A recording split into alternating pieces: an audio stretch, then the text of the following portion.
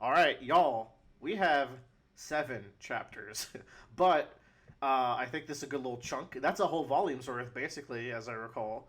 Um, and yeah, a lot has happened. I'll say Uh, this is like one of those stretches where each chapter is just like world-shattering event after world-shattering event after world-shattering event. and what's crazy, it's probably building up to the most world-shattering event. So it's like Oh yeah. Yeah. that's gonna be a doozy, and I think it might be sooner rather than later.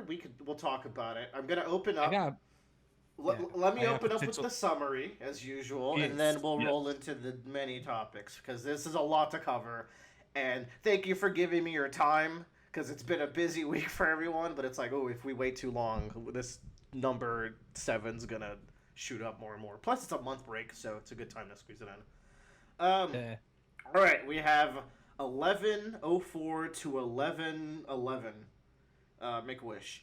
So we have 11:04 where Kuma arrives and lands the big punch. We have So satisfying. the touching moment with Bonnie and Kuma, which is then interrupted by Saturn and Kizaru. And then Saturn starts the Buster Call. And in 11:05, the Buster Call begins properly. Characters mobilize to escape it. Bonnie and Kuma are attacked by the pacifistas in the air, and Vegapunk looks on in fear. And then in 11:06, Bonnie orders the pacifistas to fight for her. Vegapunk is then executed immediately, and then Nika arrives right at the end for some catharsis. We have 11:07. The Giants of Elbaf arrive. We have a little chunk of Luffy versus Saturn. We got the Pirates arriving, and they have an interaction with Saturn. Uh, I forgot about those fuckers. Yep. 11:08. Caribou's up to some shit. Most important character in One Piece. Unironically, Yeah. maybe. The Vice Admirals fight back. Vegapunk gets killed even more, and then Saturn gets even more monstrous. And a big Luffy stops both Saturn and Kizaru.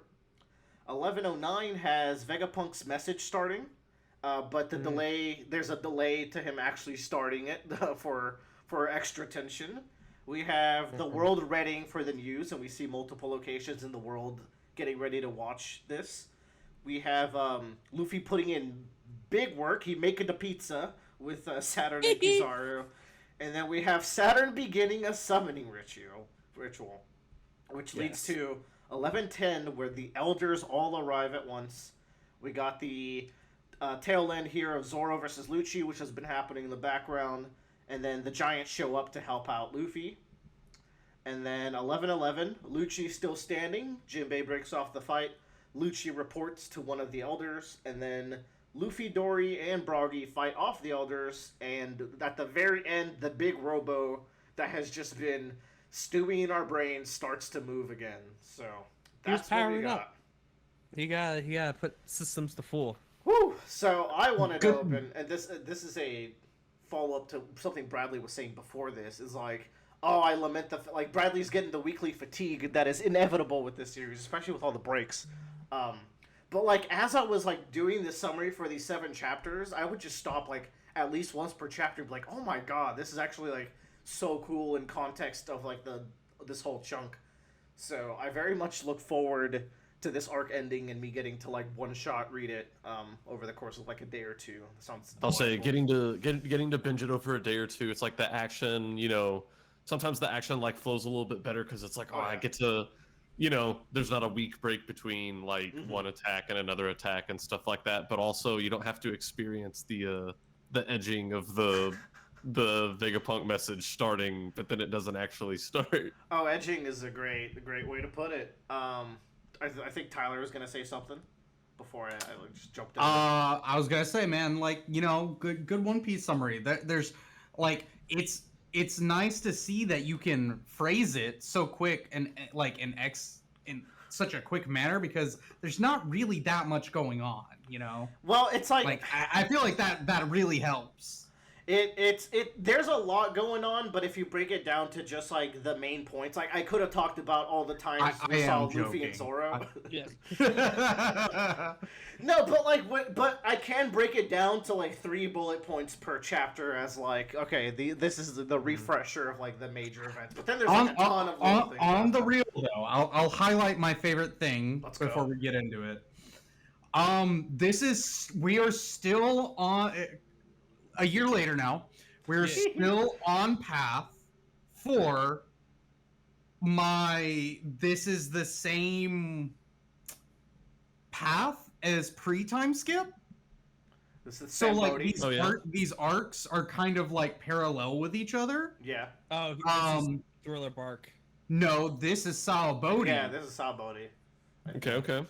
And it's like they're at that moment again where they're like, oh, we can't defeat them, and now they know they need to run. And like, and also Kuma's there. And also Pacifistas are like a huge part of it, and Kizaru's there. Kizaru's here. True. It is a lot of good parallels, and yeah, people point out that Wano's got a lot of like Eni's Lobby influence in a bunch of different ways. Where Onigashima kind of feels like going from Water 7 to Eni's Lobby, for example. Yeah. There's all sorts of little things. Which Sabodi kicks off the final saga of the first half of the story. So this is like stated to kick off the second half. Speaking of Kizaru, man, I just want to point out like there's some insanely good like indirect characterization happening with Kizaru's facial expressions and like brief dialogue. Where like, oh, I love this. Where like Oda is like a little more subtle with it. You have to read between the lines and try you can see there's gears turning in Kizaru's head. Oh yeah. I think. The last 2 panels in 11 with him are great. He's like, just leave me alone, let me rest. He's at the breaking point at this. If like he had to do any more, it might be the end of him. And it's like it's to me that doesn't read like I'm genuinely tired. It means like I'm really emotionally distraught and I'm trying to hide it. Cause like when he stabs Stella the second time, you almost feel like he's like, I wish you would just like die already so I could be done with this. That's the vibe I get. Did y'all see the seedling dropped for Lucci to join the Straw Hats? Oh, he's not joining the Straw Hats. Come on. He ain't gonna be against them. Bro, this is true. Yeah. Yes. Okay, when you say joining the Straw Hats as an ally, yes. Yeah. Joe, what do you think of this? You're I think our premier Lucci boy. Guys, if Lucci joins the Straw Hats, that means Zoro's out of the big 3. No, he's not. Come on.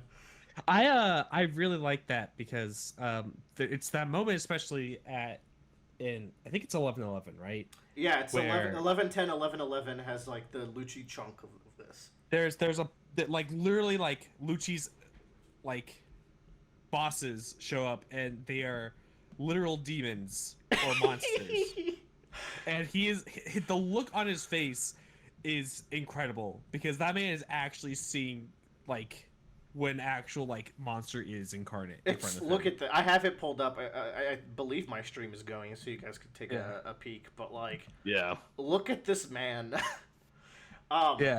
But also, like, adding to this, there's just this raw moment where Lucci refuses to go down and just starts, like, roaring into the air until, like, Jinbei breaks it off. Like, this is a good little thing for Lucci. And, like, slowly but surely, he's starting to see, like, what his worldview has wrought and who he's really serving. Because at the start of this arc, something kind of out of character happens where Lucci is questioning why go out of the way to kill Vegapunk. Like, why are we doing all this? Why, like, I don't understand this mission. It feels like very un-Lucci. He's like, look, you know I'll kill people, but usually y'all have a reason for it. And like, and at first it seems kind of weird because the last time we saw him, it was at the Reverie, where he's, I think he's antagonizing either Vivi or Shirahoshi. I want to say it's both. And he's he still seems like the following orders dickhead. But it seems like what we're building up to is like, hey, I joined this world government so I'd have an excuse to fulfill my bloodlust. But who am I actually serving and to what end? Yeah. And you have to remember, there's also that cover story with the CP9 where like he has to negotiate a raise. Like they're trying to assassinate him, and he negotiates a raise for not only himself but his entire CP9 gang, which is fucking wild.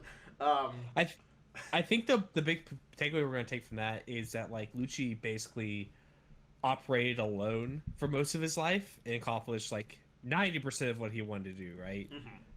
That last 10% being stopped by Luffy, and he would have died if it wasn't for that group of individuals. Like whether they realized or not that like Luffy, if it was reversed and Lucci was fine, he probably would have left him at that point. Not Lucci. Yeah, because the way the cover story goes is like they nurse him back to health by doing like goofy cover story shit in the streets. But then when the heat comes in, he steps up and saves them. Kind of a cool cover story when you look at where we've come since. Yeah. So it's like it's definitely like I've come to realize that the people I need someone around me to keep me alive or just like to be around here to watch my back. Oh, yeah. And then he talks about Kaku and everything on this page. He tries to like spare Kaku, and we get hit with the second insect line. Okay, let's transition to something else. Before the Gorosei got summoned, they were telepathically communicating. These, what the fuck are these things? They might be a hive mind, is what I'm seeing. Like people think, and like here we have another one dropping the same kind of like lines that Saturn would. I don't know if they are a hive mind, but they're very much of similar ways that they view the world. I think they have to have some individuality because they obviously it kind of is a great parallel to Vegapunk if they are a hive mind, because that's what Vegapunk is basically. Well, that's what people think. Like I've seen people say that they could be a Im created them to kind of like manage things for him kind of thing. Yeah. Okay, like different departments or whatever. And like when they talk to each other, it could be seen as like how your brain will reason with different parts of itself to come up with a conclusion, and like that's what their inner dialogue is. So I don't know. Either way could work, but it's just cool that I don't know, they can't telepathically communicate. So there's that. But you have to also remember like they knelt in front of him, so they were definitely taking his orders or her orders or whatever you want to call it. But so, I think they are connected. They might be connected spiritually. Like this might be like, because this might be Oda going like, all right, your final boss are actual like demons, supernatural shit. Yeah. Because like, when was the last new supernatural thing? Was the Kablouter man? That's definitely one. Right? Well, no. No, there's the Grim Reaper too, right? Yeah, oh my god, the Grim Reaper. Love that guy. God. But it's just kind of cool how there's sprinkles of the story of like, what the fuck was that all over the place. There's also, just like, the voice of all things is just supernatural in general. And like, Luffy was literally using it to communicate with Momo and everyone in Onigashima last arc. So like, we were getting wacky with that. And there's also, this arc in chapter... God, what was it? It's the first one, 1104. When Kuma starts hugging Bonnie and they're having like their cute moment, Vegapunk is reasoning with himself where it's like, there is no logical basis for Kuma being... Like, it's genuinely logically impossible. I did not hold back on my alterations. Like, he should not be human by all accounts. So it's this man of science looking at a moment of pure faith happening, and he just doesn't have an answer. So, it's the opposite of MGS. It's MGS2 ending. I was just thinking of that. So that's very cool. But that's another supernatural thing that's happening in this arc, and we're kind of delving into that. So I think that's pretty cool.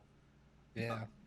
Let's toss it over to Bradley. You got any like hot things you want to bring up? Any discussion points?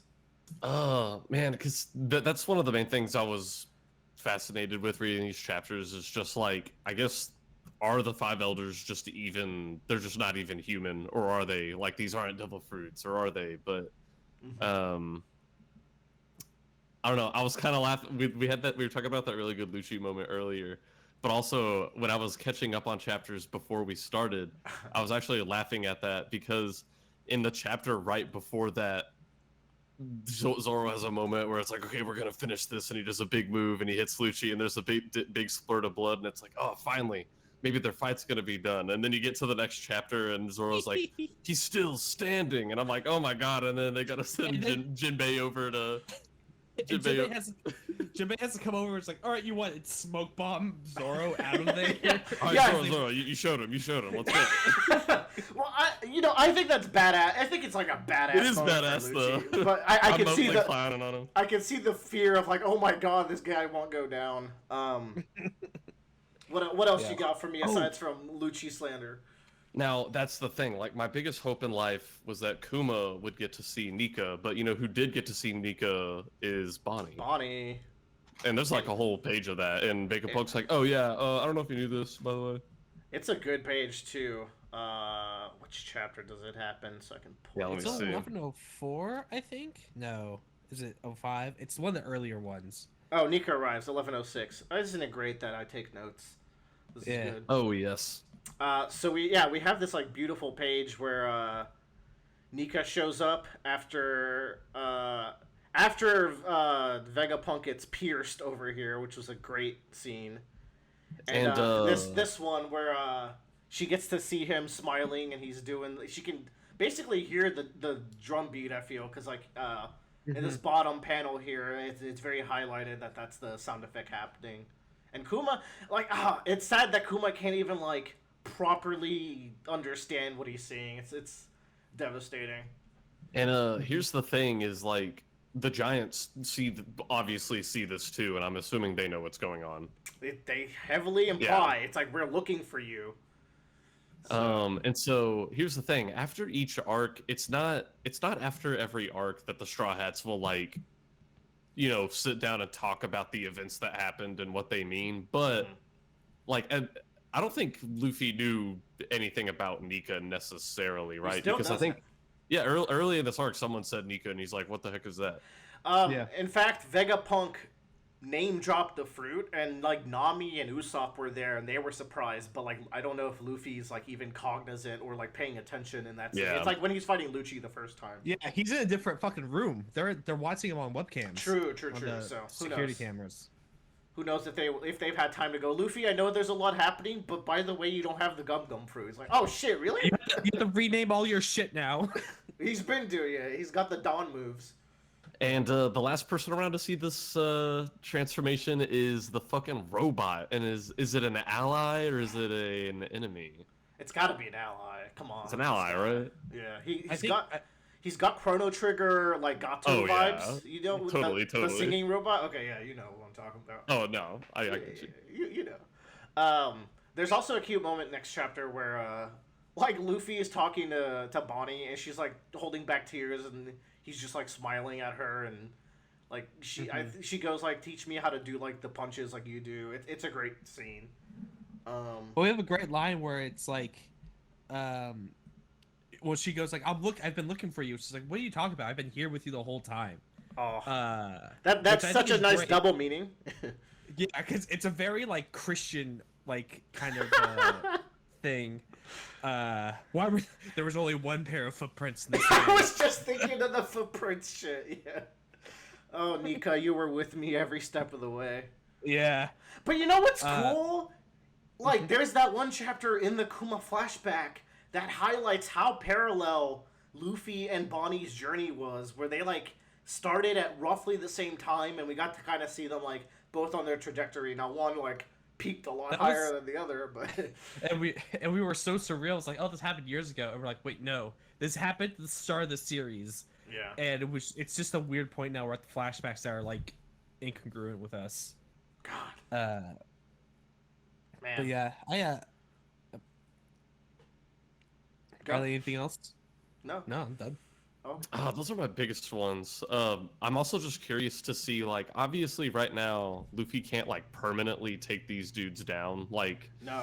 Mm-hmm. there's some sort of something we're missing to be able to take them down. Yeah. But assuming he could take them down, I wonder if he could take all 5 at once. And that's a segue we don't want to take into power scaling power hour. We'll dip our toes in. I just wanted to ask how you feel about his performance. The most Oh, I random think it's thought. great. I love the baseball bat's like one of my new favorite attacks. That's in One forward Piece. smash. Let's go. Oh, it was perfect. Iron Warriors 5 special. It's written in the sand. You were gonna say, Joe? I was gonna say like there's the anime, there's the classic like thing of like Mihawk painting his sword black. Oh my god. And it's just like canonically someone did do that now, and it is possible. Mihawk, are you painting your sword black again? It's not what it looks like. I just had like the most like crazy ass theory ever. But when we get to our theory time, we'll get to it. Cool. Yeah, okay, let's toss it back to Tyler. Anything else, Tyler, that you wanted to highlight? Any hype? I kind of wanted to hear more about your favorite character in One Piece, because have we talked about his entire story now? Galdino. Shut the fuck up. Katakuri hasn't been in the story recently. Kuma. Have we talked about like his entire backstory yet? We did last time, yes. Okay, we did last time. Okay. Yeah. Fair. Oh yeah, Kuma. I like Kuma Punch, but he's been not focused in these like 7 chapters. Yeah. I will say the flashback ended before I thought it would. Yeah. Did it? I think it ended in the right spot. Well, I don't remember that coming up last time. Where did you think it would end, or like what was missing from it? Oh no, just like whenever a flashback starts, I'm like, okay, if I'm looking at a physical volume of this, what percentage of the side of that volume is black pages? It was fine. It was like 5 to 6 chapters. That seems about right. It was still all right amount. It just wasn't one of those like. It wasn't Robin and Odin is like a whole volume. It's like a whole volume. Yeah. Delightful. I think out of anything, I was just excited for like this is the most Borsalino we've ever gotten. He's Borsalino is shot up in my rank. Like, I like when Oda just gets subtextual with it. It's great. I don't know what's going on in that motherfucker's head. Yes, he still has so much mystery. Who's been Luffy? like 20 chapters, and it's we still don't know anything about him. It's so good though. I like thinking. Like, this is the joy that I get of like, you go back and read Kaido dialogue and like think of like his whole journey and how he parallels Luffy, and you're like, oh man, he was actually cooking all along, but like they don't spoon feed it to you. Katakuri is the same way. You kind of have to like make your own conclusions about what it all means. So like, I like when Oda does this, because sometimes he'll also make a character, and it's peak when he does it as well, where he's like, I'm gonna write Doflamingo, and you're going to understand everything about him, and it's peak. Like, you're gonna see everything that formed this man, and it's all gonna click. Or like, I don't know, a villain comes in and says exactly like what they mean, like the Gorosei. So I like when you have to also dig deep. So it's a good balance. Do you think we'll get a Gorosei flashback? Oh yeah, I mean that's gonna be in the Void Century flashback for sure, right? These guys are immortal. Like, I think we could safely say they had at least, if they're human, at least the immortality operation's been done on them. Right. Like, bare minimum. Yeah. As I did declare. I do declare. I do declare. Yeah, and we'll see them. They know Nika personally. Like, when Saturn saw Nika, he's like, this bitch again. Son of a bitch owes me $5. What he looked like. Yeah. Like, they were just like, there's no question. That's him. It's great. All right, what else we got? I talked about. Okay. There's this godlike scene. Like, this is the stuff where, like, as I was making these summaries, I was like, I forgot how well this flowed into each other. It's the scene of Vegapunk looking up and like his worst fears coming to fruition. Of like, it's like the worst case scenario of what could happen with the Pacifistas. And just the illustration's great. Like, it's such a grand scale shot of the city and all the lasers being aimed at them. But then also the eternal monologue that Vegapunk has here is so fantastic. Where just like the it's fear just like, that not only is it horrifying, it's like what's more horrifying is that the people doing it might not realize how horrifying it is. Oh no, they would. In fact, if they realized it, they would doubly do so. Especially like the world government people, like as opposed to the Marines. They're fucked up like that. But then it leads to that amazing scene in the next chapter, where Bonnie orders the Pacifistas to attack otherwise. I also love how this is presented, right? You have Stella telling Atlas to tell her, and we don't get to hear what Atlas is saying to Bonnie. We just get to see Bonnie's reaction and like this face of complete awe at the power that she holds now. and she asks the pacifistas to help them. And the next page, top panels, just all of them turning around, and then boom! Like, I absolutely love how Oda presented that. It just feels like such a surreal moment, and like the Bonnie's facial expressions. But then what's extra good is what it leads into, which is Vegapunk kind of explaining it, Kuma will always be on your side, and it means, and you turn the page, and he's stabbed through. Like, because he's already stabbed through in this panel, and you get the reveal that he's properly stabbed through in this one. So it's like just great page turn. Love it. Gotta shout out like when the presentation's this fire. This is probably my favorite little moment and like a through line of these chapters, if I had to say. We waited 1,000 chapters to meet this dude, and then he gets stabbed. So, like, I mean, let's talk about he gets stabbed twice, because there's also when Kizaru came in and stabbed him more, I was like, oh, fuck! He laser blasted him. He got blasted. He made him donut with laser beams. He's using the laser sword that he always uses to stab through him when he does that. So it's a laser stab, you know, it's a lightsaber kind of move. So if this motherfucker, if this guy lives after all this, like, come on, Oda, this is such a good death. Just let it rock. He's been killed twice. I think it's gotta be. There's no way. It could be that it could just be that the message goes out when his vitals get bad and like he'll recover somehow. But like Vegapunk dying here would alleviate a lot of like the tonal issues I've like talked about with him. Where like I don't know if Oda realizes or like portrays how morally dubious Vegapunk is. Like it doesn't seem like the characters acknowledge it as much as the reader does. So it'd be cool to like have that come full circle. Yeah, because there's a lot more you could do with this character than they did.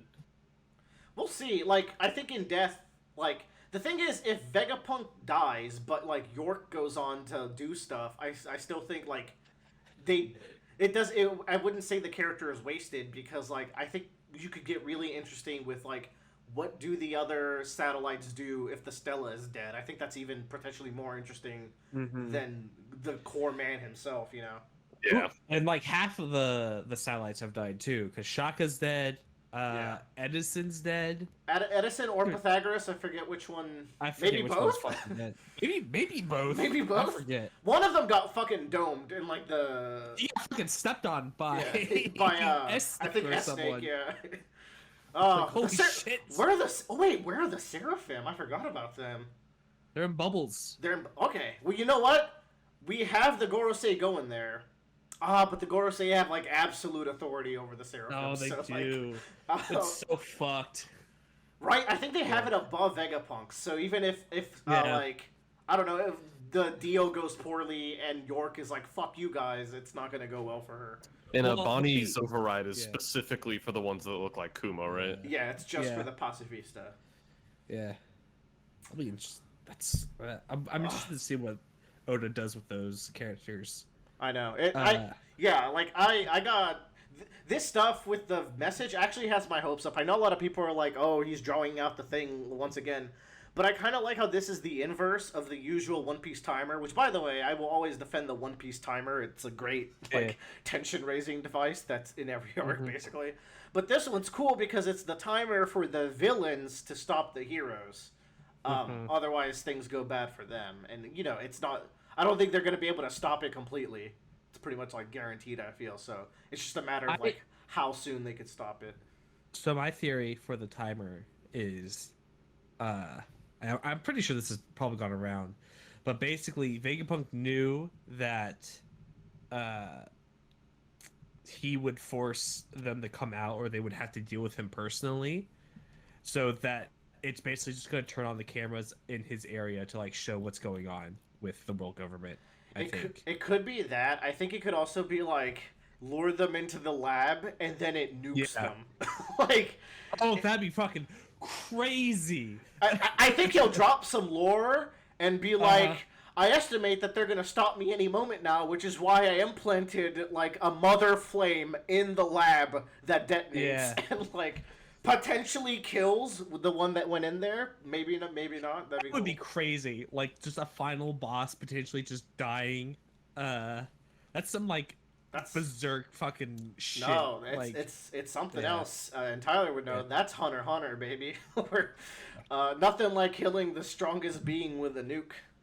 Yeah, When all else or fails. attempting to do so. Well, you know, if that doesn't do it, radiation's a hell of a bitch. So Yeah. um, So, you got anything else, Tyler? No, not right now. Keep ranting. yeah. Oh, Right. okay. I was just gonna say, like, for me, in terms of this chapter, we got the Lucci stuff. Uh, I don't know how I feel about Sanji. Like, that boy tried his fucking hardest and blocked the laser beam, and everything, but could not keep that guy alive to save his life. Although that That's panel so- where yeah, That's funny. that panel where he blocks the beam is also like really well like done framing wise, because the beam cuts that panel in half, so it looks like it's actually two panels essentially. The lighting looks great too. Yeah. I like it. What the fuck's Sanji supposed to do? He has an admiral and Saturn after like coming after him. He's Also- not Luffy. Yeah, I'll give him a pass. Also, the fucking face Porcelino makes on 1107. Is it the oh shit, he blocked the laser beam face? I Yeah. remember that one. Where is it at? Yeah, look at him. It's Love is stronger than like Frankie's freaking the fuck out. yeah. The thing is like too is like this is the admiral that's been like that's like the most emotionless or like very psychopathic looking when we've like seen him on screen. Maybe So sociopathic, it's kind of- yeah. Yeah, and it's so wild to see him make these kind of like shocked faces now. Like Oh, Sanji Vinsmoke. even then that's like a joke. No, Like this is like genuine like, oh my god, what the fuck is happening? What's better is the one oh god, where is it? I might not be able to find it. It's when Luffy's like holding them back. Yeah, it'd be the next chapter. He does this like, fucking thought detected laser eye beam attack to Yeah. Luffy. That looks hilarious. Yeah, here it is. Yeah, thought detected laser eye beams. Luffy has to dodge it. New emote. Oh my god. That's a good emote. How do y'all think? So like Luffy's able to hold them both back. Let's do a healthy amount of power scaling, not get too crazy with it. Like how do we feel like Luffy's doing here? Because like it is an ad. So I feel like the Gorosei have to be like as strong as the admirals is the way it seems, and there's 5 of them. Admiral tier. Yeah, and let's Yeah. put them in the admiral tier. So like Luffy is holding them back, but like Kizaru's emotionally distraught. He keeps getting hit and gets up. Like nothing he's doing is putting either of these opponents down. I think that's like how the fight's portrayed. It's like, yeah, Luffy can jump in and like straight up like brutalize them and turn them into pizza, and then they just get up and like keep fighting because that's like the persistence. It to me like is like the way that I'm seeing it is like Borsalino like just can't damage Luffy at this point. Like whatever he does is ineffective essentially. But and Luffy if like He was damaging like- him in their little fight earlier. I'm pretty sure, but right, but like Luffy has like basically regained all of his health, is that back to like max settings. and he stats. fed him. In fact, Yeah. So gave him the Senzu beam. yeah, and he's not tired from a Lucci fight. He's like reset. He's like at his peak fighting potential now, I think. And so I think he's like he's just like Borsalino just can't touch him, I feel at this point. But Borsalino is tough enough that he can like run the numbers, but he's just lagging behind more and more as the fight goes on. But on the flip side, Luffy just cannot like do anything to the Gorosei. Oh, like, not, like they just he nuked 2 of them and they just Yeah. caught up again. Like yeah. Like they just regenerate, they come back, they're doing like it's so, and Luffy's only hanging on because he's able to dodge their attacks. Like I don't think he's gotten hit by the thing him is, when yet. Luffy burns out in Gear 5, and this has been consistent since the Kaido fight, he Yeah. burns out hard, and like it doesn't seem Yeah, like yeah, these yeah. guys are burning out nearly as hard. So that's like how I Yeah. picture this playing That's- out. Because I don't see him winning, of course, like not completely. No. It's one of those things too. Like there's a bunch of other stuff where like I think if it was like Saturn 1-on-1 would be a lot closer. I think maybe if it was like in the situation of the 2 of them on top of Onigashima and they're just they gotta fighting, go. Yeah, they gotta kind of- finish it. Thing is, like, Yeah. Luffy was fighting Saturn 1-on-1, and like I couldn't give it either way. Like they were like Yeah. duking it out. They were very close. It felt. The point that Saturn like had to go a whole tier higher, like it's his second form essentially. Yeah, he looks creepy. Like he's way less human the longer the fight Demonic. goes on. Yeah. Yeah. Which, speaking of demons, y'all, that like reveal that he was summoning everyone was an insane and way to end that chapter, and then seeing them all together is hype as shit. I know, because to me, like when he first came out, I thought it was like, okay, we'll get to fight him this arc, and then on Elbath is when we get to see all 5 in one place. But then they just brought him out. Which Yeah, is like, that's what are we kinda gonna do for the finale? Like, just by going like shonen standards, if these are all the final bosses, I don't think you even showed all of them yet. Like, how fucked up is M then? Like, I don't know. Like, this is gonna get wild. Yeah. We'll see M possesses Blackbeard, who fuses with Sakazuki. Ooh, Obviously. Blockazuki. Okay, let's talk about their designs. What do y'all think of like all these creatures, and is there anything we can glean? They look badass. Dude? This came out on Dune Week, by the way. It did. So It's so fucking funny. I don't like it's just I can't tell if like it's just weirdly coincidental. That It also looks like, instead of Dune, it looks more like the worm from SpongeBob with the flat teeth. The Alaskan bullworm. Yeah, the Alaskan bullworm. Way scarier than the gods from the Dune planet. It's true. Oh yes, oh yes. It looks like a Caterpie with teeth. The fuck I you don't know. Caterpies you looking at? Where's Caterpie's horn? I also think it's funny the page before they give you all like the names of like their forms, and they're all Japanese names, and then we get Sandworm at the bottom. I don't know if they're. This is Chinese, Feng Shi. Oh, okay, yeah, Chinese. But They're It does look like 3 of them are Japanese. These look like Itsumade. That seems Japanese. yeah. But the thing is, this guy looks like a rock or a thunderbird, like Yeah. mythologically. So, Yeah. and then He's this sick. this guy That's guy looks like a fucking Dark Souls 2 boss. Yeah, that guy is straight up from like Elden Ring or Sekiro. Like No, he's like so you cool. you fight this guy in Dark Souls 2. He's like you fight him in a carriage. Oh, okay. Yeah, like I can't believe Oda invented FromSoft. But yeah, it does seem Emborg. like most of them are Japanese named, but then we have like one that's definitely a Chinese name, the big bull Big. warthog thing, Yeah. which I think is I think it's the big mustache guy, which is usually in the center of them. Like even here, Yeah. he's presented in the center. So I don't know what to glean from that. He's the Ginyu. My boy Jupiter is the worm. Of course, it's cool because we got to see, and Tyler pointed this out. Like they can go into like hybrid forms, because Right. Mr. Venus over here goes into like a centaur mode to take out some of the pacifistas. Yeah, it's on the panel after the double page spread. Yeah. It's really sick. He's got ice slashes or like soul cuts. Something's going on. He's got Yeah. like brook abilities, so that's cool. There's got to be like in the future, like a big M deck where it's like the whole win condition is getting these guys out and like keeping them on the board. No, right? I made a M deck. He has to blow up enough islands to match what's gonna happen at the end of the story. Cool. Well, I'm very like, man. The more I think about it, the more I love the Gorosei as a group. I think they add so much to the story. They're really fun to read into and theorize. All their dialogue is like so deliciously evil, but I also like when they're politicking. It's so interesting. So great guys. These 5 guys, best guys. They fucking hate this Nika kid. Oh, look at them. The scale of this is also incredible, and like I don't talk enough about because like the start of the arc was so like go. We never got to like really like explore Egghead, like like how you get to see spreads of like what Dressrosa looks like or like Alabasta. You're only really getting to see a lot of Egghead here near the end as it's fucking destroyed. Well, I think there's like a page or spread of like them when they first get the Egghead. Not in the same way that like you get to see, not in the same detailed way. I feel like you get to see a lot of the other islands in One Piece up until here near the end.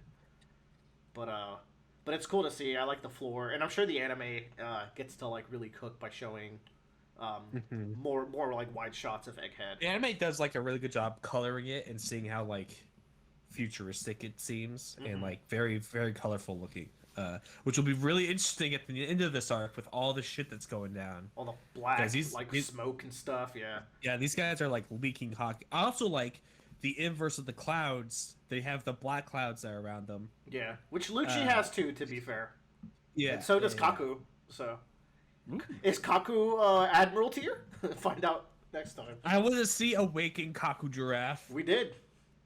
Did we? Yeah. I don't remember. He fought. Who did he fight? turned into a. He didn't go cube mode this time though, right? He did not. He So didn't go he cube. held back. No Awaken, ultimate defense awaken for you. cube. It's like a dodecahedron. Yeah. Or Okay. like a 20-sided dice. So, Shai Halud gets Yeah. cut in 3 pieces. Like, so. And then he's just fine next chapter because he don't give a Yeah, fuck. he's just. Yeah. I like how this references them like I don't know, like snake killing is big in Norse mythologies, and like the Vikings are Norse. Reminder. Yeah, like the Jormungandr stuff. Like they got Yeah. that going on.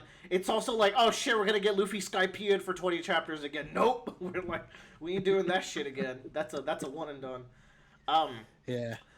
It was also pointed out that like their hockey seems to be like the strongest in the series so far. Maybe like aside from Shanks, who is a hockey god. He's a hockey man. There's no fucking thing as a hockey man.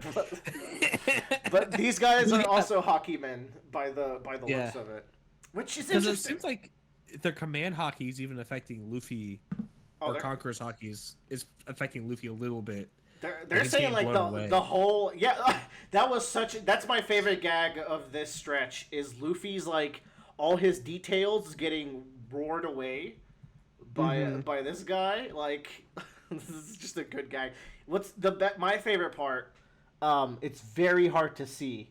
Is his eye scar getting blown away here right at the top, and then his chest scar getting blown away. Like he just loses all of himself. Very, very fun. This is like Oda doesn't stop impressing me with how stupid Gear 5 is, and I absolutely love it. I like how Froggy and Dory? Gory and Froggy, Yeah, Broggy Dory. There you go. Froggy Dory. Yeah, they're just like showing up. They're like, "Oh, hey, good to see you." And then they're like, "Ah." Man, this warthog though, he got. I don't like how his teeth are changing between his tusks are changing between like solid and swords. It's like it's like I genuinely think these guys have to be like devil fruit incarnate because that's Mr. One's fruit, isn't it? It straight up, yes. Like it even looks like the way Mr. One turns his legs. Yeah. But like, okay, if we go down that line, have we seen them do other fruit-like things? Well, this guy. So here, he shot. Sandworm swings. Well, Saturn shot what Luffy thought would be poison, but they're explosives, which reminds me of Mr. Five's like booger bombs. So if we want to go down that line, Sandworms can swim. Horsalina is half horse, half woman. well, he's also She's doing. just a centaur. He might be doing soul fruit stuff actually, because like it looked like a soul-esque attack. So you know. Yeah. So he's like 2-in-1. And the sandworm has Mr. What's his name? Senor Pink stuff with swimming, but it could also be a worm digging. What if they just like what if they poop devil fruits too? If they're where devil fruits are from, maybe.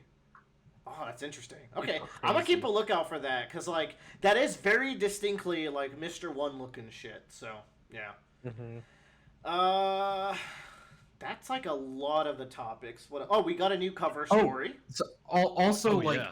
the devil fruits, as you can see, are like the powers are not constant. Like they're summoning them like the devil Yes. fruit powers. Straight up. Because like the tusks change. It's also worth noting. And you can see it really well in Saturn. Like they have devil fruit swirls as their hockey pattern. So that's another thing. Just saying. You're These guys are the devil progenitors of devil fruits. Im is the devil. Maybe No. okay, like What if they like came to this world, all right, accidentally brought a lot of devil fruits with them, and genuinely this whole time they've been trying to fix it? I could see that, and that's actually the story of Final Fantasy 16 in a weird way. So like they bring magic to the world, and then they're like, Yeah. "Fuck, go back," and they're trying to like nuke it all, and that could be it. Man, I can't wait to get more Devil Fruit lore in roughly 100 chapters at this point. God. I'm fiending for Probably on Elbath, Shakes will be like, all right, here's the big deal, or like it. I feel like that's It's either in Elbath or in the final war where we get the Yeah. unless we get the Void Century in Elbath because Saul is there with the books. yeah. So maybe, God, that Elbath's gonna be crazy if that's the case. Because there's Don't not gonna be a forget- villain to fight in Elbath. Like, you think a villain's gonna show up to these guys and like really threaten them if Kaido and Big Mom are like no longer like in the primary stake? Blackbeard shows up and gets True. one-shotted. I don't know. Just like, I don't know if he gets one shot. could you at this imagine point. the build-up and he just gets fucking like Okay. demolished by Luffy? Okay, but going off what Tyler said, if Blackbeard shows up and gets one-shotted by the Giants, that is a reference to Impel Down, where the final antagonist shows up and gets one-shotted by Magellan. So Yeah. Yeah. What if Blackbeard's been like a herring the whole time? He isn't actually. I could see him Dude, there'd being be- second to last villain, and then Im like manipulates him in some way. Could you imagine the fallout in the fan base? There would be Wait, fucking riots. Wait. Wait, I'm waiting. Y'all talked about. Now this is getting into crackpot oh, territory. I fucking love Crackpot. I got a pot stirred over here with a bunch of crack. Y'all were talking about the Gorosei being extensions of M, Mm-hmm. Yeah. absorbers of devil fruits. Mm-hmm. What if Blackbeard is also an extension of M, just to go around and like she tasked him with getting the dark fruit because it can absorb all the other devil fruits, and he's just No. absorbing them all to bring them back to M. No, let me reverse you and take you down the other street. Blackbeard's the defector, and he doesn't sleep. What if we find out like at the end of this arc that these guys don't sleep for whatever reason? They're always vigilant of the world, just like Blackbeard. Yeah. But I What don't if? know. Blackbeard seems like he didn't know shit at some point of his life. Y'all. Like, it seems like these guys know everything. Here's my crazy ass, stupid ass crockpot theory. That's gonna make no goddamn sense. All right, Are you ready for it? I'm so ready. The sun isn't real. Oh no, Cook, this is great. Like, basically, their biggest weakness is the sun, right? Or potentially, like that's my theory. Is like the sun itself is like actually like the thing that like weakens them to the point where they can't regenerate. So they make a fake sun that basically just like is just blocking out the other sun and is fake light so they can control people, and there isn't an actual real sun, and they can control where daylight is, which is why it's always bright on Annie's lobby. Annie's lobby. Because they're And like, that's why they need more mother flames. They're literally nuclear fusion reactors because their sun is dying. yeah. So it's not the real sun, and Luffy has to bring the sun back, and he's the sun god, and that's why they're also scared of him because he can do that.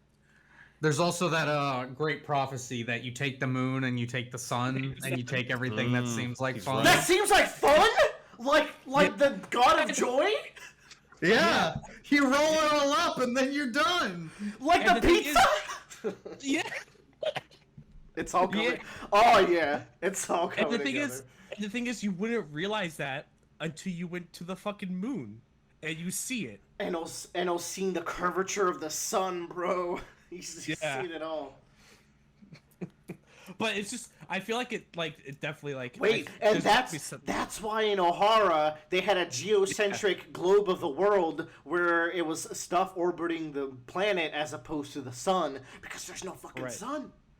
Yeah. You know what? Look, it's so stupid, Joe, but like genuinely, Oda could make it work with a lot of legwork, Somehow. mind you. But I Yeah. don't doubt it. It's really dumb. But at the same time, like the other thing is like talk about the like because you think about like the shadow fruit, right? like if it's in the sun all day, it's gotta be like you would assume it'd be fucking useless, right? The shadow Like- fruit, like Morius. like- No. Sorry. Darkness fruit. Darkness fruit. Okay. Yeah, the darkness fruit. Blackbeard's fruit. Like you would feel like it'd be fucking useless. Like, but like I also feel like they're doing a bunch of shadow shit here when they get summoned and everything. Yeah, right? they're very inky. They're either inky or shadowy. Like maybe the anime will like Yeah. make it clear like what the effect is when we Yeah. see it It'd be animated. crazy if it was doing Blackbeard shit. But I don't know. Like I feel like there's like something with the power of the sun. It has to come into play. at It's one the point. sun god. It can't be just Yeah. like a. It could be a coincidence because like a lot of religions worship the sun, but Mhm. we'll see. There's But once also again- there's also the theory that Blackbeard can't evade attacks because he's always touching Well, the sun. The whole story is about bringing the new dawn. It is. Yes, it is about bringing the dawn. So Right. So they get the real dawn the first time in forever when the sun comes out. look, every year. I've watched and read some theories. I've never heard anything this stupid. So if you're right, Yeah. you can cash that check in to meet Oda in real life. Yeah. From how insane this was. Cool. Fucking stupid. We can't close the loop without Bradley giving us an insane theory because we're 2 for 2 right now. So Yeah. I don't know if this one's insane. It's just it's like an extension of one I'd seen online, but I'd never seen this extension of it before.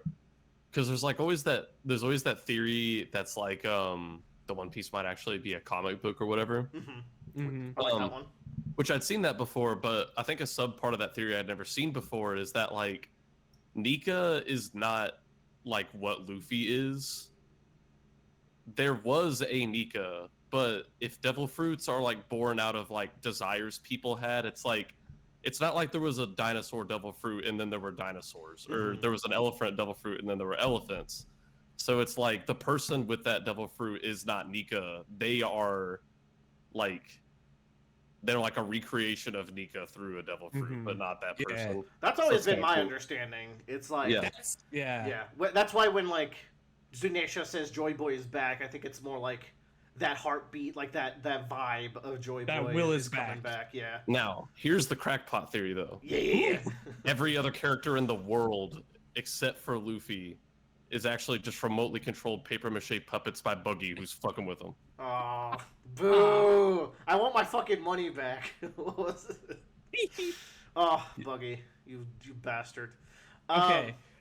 Okay, y'all. Oh, All I'm God. saying, This is a rabbit hole. we have to have. It's got to be Davy Backfight on our I back. would love it. On Because my it's hands and because- knees praying for it. Because Bucky, Mihawk, Crocodile, Shanks, and the Straw Hats are all going after One Piece at this point. So they have to be going to They Elbaf. fight for the last road point of life. It's so good. Right. Y'all, I'm excited for when the red hair pirates meet up with the Straw Hats because it's like they were there at Wano and Usopp's dad is like freaking out. He's like, I'm not ready to see Usopp yet. Dead beat, like just straight up. Like there's a lot Yeah. of shonen deadbeat dads, but like unironically, Yasop is one of the goats. At least Naruto's dad had the excuse of fucking dying. Yeah, no, Naruto's dad's a great guy. It's not his fault. You know, Dragon's gonna beat Luffy one day. That'll be a hoot. That'd be crazy. Unless he doesn't. Either way, it'd be Genuinely, like, Yeah. dude, Dragon is such an absent dad. They don't even show him in the anime. What do you mean? That's not true. He was in the last episode with Vegapunk. Jing Freaks had more airtime than Dragon. Well, Jin Freaks gets to be part of a main arc, like in Hunter x Hunter. He's in the election arc as like a main character. I think, as I recall. No. Just at some points of it, which is more than Dragon gets. But Dragon's gonna be a main character once we start dealing with those celestial knights and whatever. Real quick, Yamato has a backstory now, and he is just traveling through Wano. Do you think Big Mom Kaido? Yes, no. Either that or we see the Pluton. Oh, that would be in no way. Ooh. No way the Pluton is shown off in a Ooh. cover story. Come on now.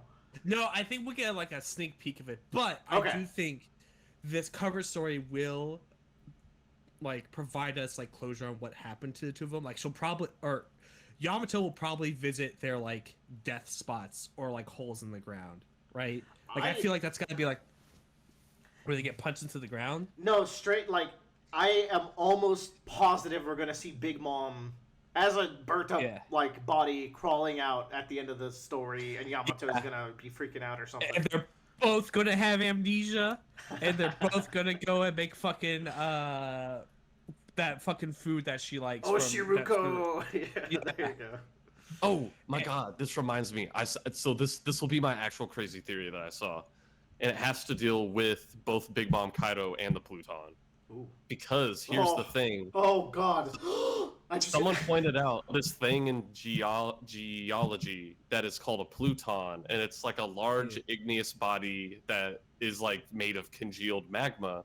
And they're like, in that diagram that shows where they got knocked down into the earth to, they're like, that's exactly like the zone under a volcano that a Pluton would form. Oh my god. And so they're like, oh my god, what if they just knocked them directly to the like place where the Pluton is? Let me take you one step further. You're actually not ready for this. No, you're yes. Because you know how I've been talking about Magma Homie Kaido, which is always in the cards for me. Fuck that. Pluton is Kaido's soul now. And he becomes the weapon to destroy the world that he wanted to create in that war, like that violent war that he was so fond of. He's going to be that weapon. He made his dreams. Oh, I turned into the Pluton Morty. It's gonna be great. Luffy, I have the strongest weapon.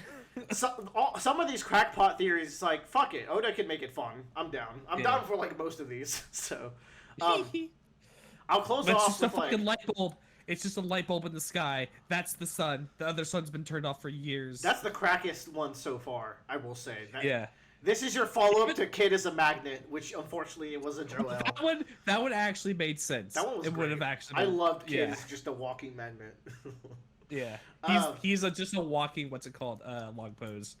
Oh man. Okay, so I posted a video the other day. It was a Mr. Morge video about how like the world government could have stopped piracy a long time ago, and it goes into some power scaling to support it. We're like, okay, let's say that the Gorosei are admiral tier, and like what two to three admirals per like Yonko at best. Like that's like conservative. Think about how many islands like Arlong's situation that Borsalino could clear out in a day. Yeah, yeah. Borsalino, yeah, I always say if the speed of light functioned as it should in One Piece, Borsalino would have ended piracy like a week ago. Yeah. But like, okay, say like the most conservative estimate, 2 admirals to like 1 Yonko. They're still outnumbering them because it's like if you count all the admirals and the Gorosei and not even consider him, that's like 10 top tier dudes. They could just go end everything, right?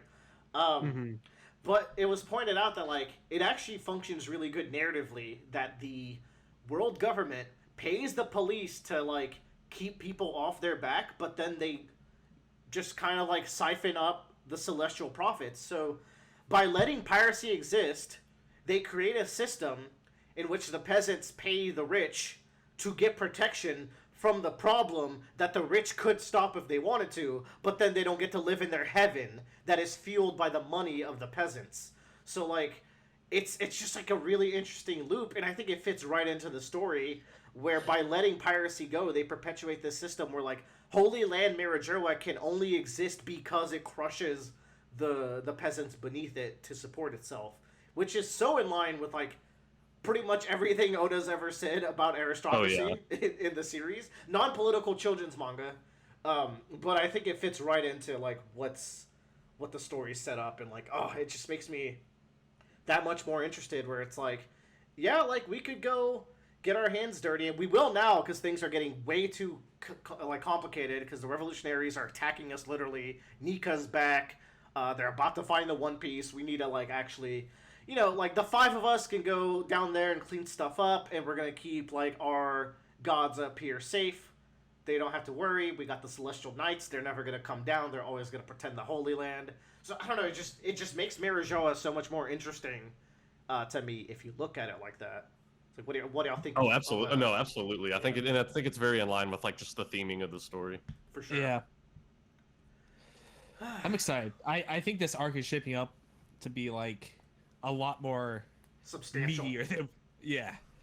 Well, and like that's not bad. It was just also like, oh, we'll stop by Egghead, we'll meet Vegapunk, we'll get some exposition about something, and then we'll move on. It's Like, nope, I thought it was we're- gonna be Zoe, where we show up and get lore, and then it's like, okay, well, Yeah. the worst, biggest incident from Three Body Problems is about to happen. It's like, okay, the that's suns are preheating. colliding.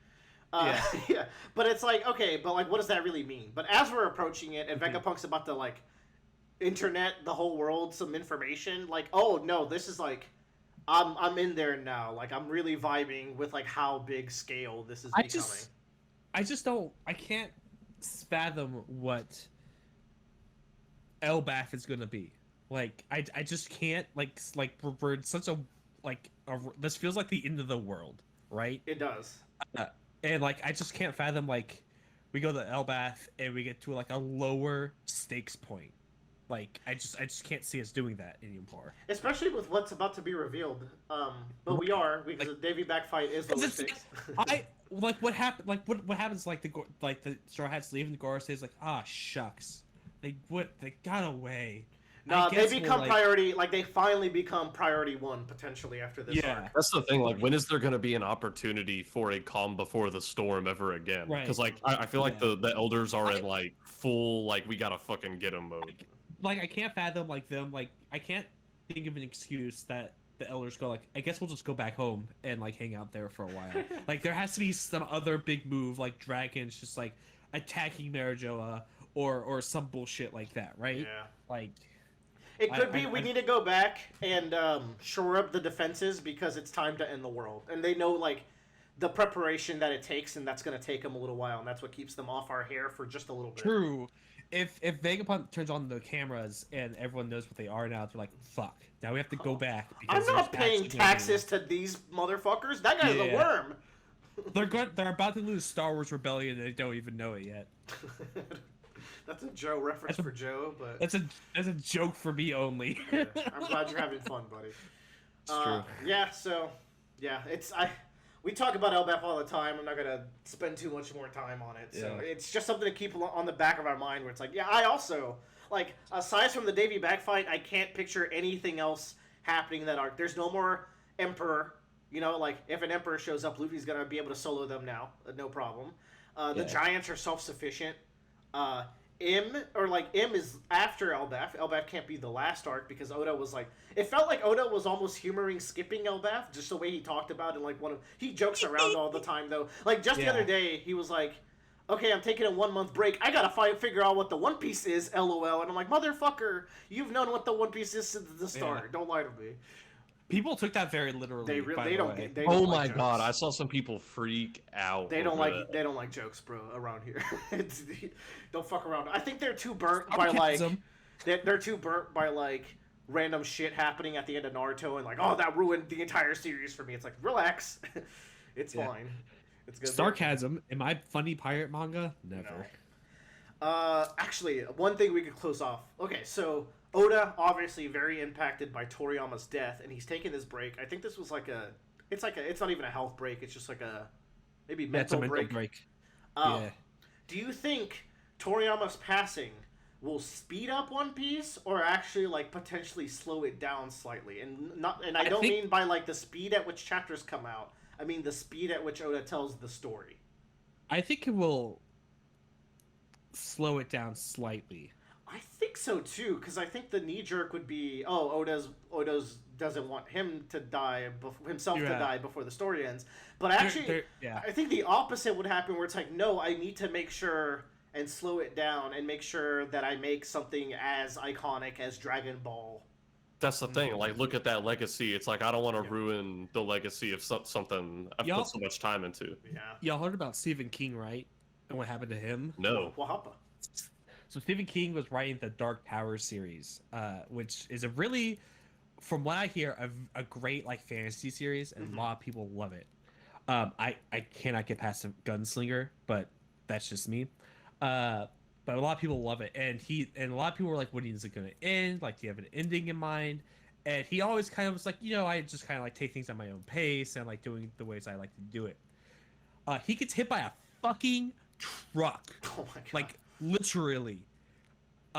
and he wakes up in the hospital and realizes like, oh my fucking god, I have to finish the story. I can't like die not finishing the story, and he rushes the ending of the series.